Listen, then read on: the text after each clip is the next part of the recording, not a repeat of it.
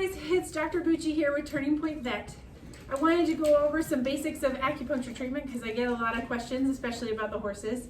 One of the main questions I get is, they let you poke them with needles and they're okay with it?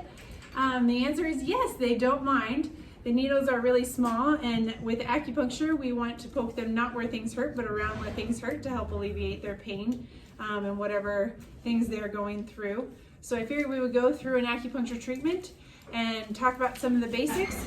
The first of it being that acupuncture needles are really, really small. So I don't know if you can see this guy, the size of my hand. It's super tiny.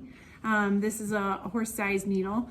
So it's really little. They don't mind at all. The other thing that helps a lot is there is a guide tube. So the idea with the guide tube is that it is a circle, and when you place it on their skin, they feel the tube around it. And then when you poke the needle in, they don't actually feel the needle, they feel the tube and the feeling of the tube around it. They don't feel the needle poking into them. So that kind of takes away that little initial kind of possible sting, but usually the needle's small enough they don't care either way. So we'll just go ahead. The first points that I use, I usually start with the neck to see how much they like the acupuncture. Because if we want, God, I don't want to start with the back leg and realize, oh, hey, they don't like being poked and they just kicked me. But some horses are really needle shy and they are not a fan of starting here because they're so used to getting vaccines or blood draws and they're really anxious about it. And in those cases, I'll usually start up at the top of their butt. This one is called Bai Hui, and it is another calming point. The other reason I start with the neck is because those are the calming points. They aren't always essential for our treatment, but there are a handful of places that I treat with every horse in the when we first start, just because it is calming for them and helps to get them a little bit more relaxed and understand that, hey, we're gonna poke you and it's not gonna hurt. So this guy has some back pain, so usually in this area. So one of the ways to know, does my horse have back pain? You shouldn't have to cause pain to find pain. You can find pain without causing pain. So you can run your hand down, usually when you're brushing them. Some people will find they run their hand down and they will hit a spot where they'll just like sink down. He's doing a lot better today, but he'll flinch a little bit in some of those meridians. But a lot of indication like, oh, my horse is painful is you'll run your hand down, just the tips of your fingers, and then they'll sink down or flinch away from it. And that would be an indicator that they probably have some pretty significant pain. So for him, in those areas that he is painful, we go around them. And I just twist it in a little bit further.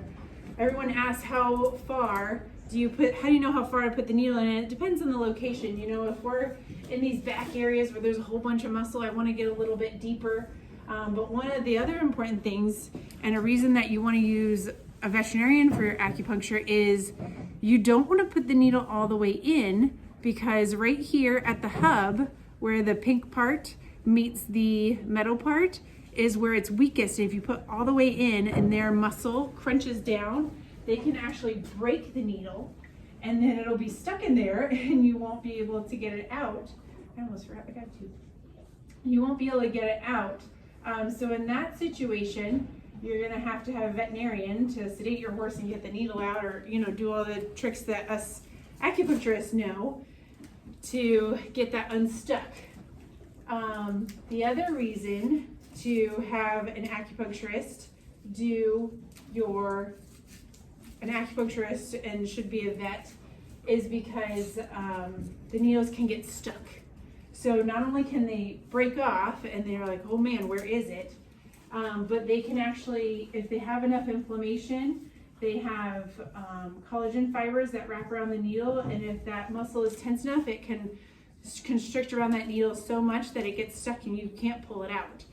So again, that's where we know what to do to put some other relaxing needles around it and relax that muscle, or if we need to sedate it and all that stuff. So we have those capabilities. So please make sure you use a veterinarian for your acupuncture.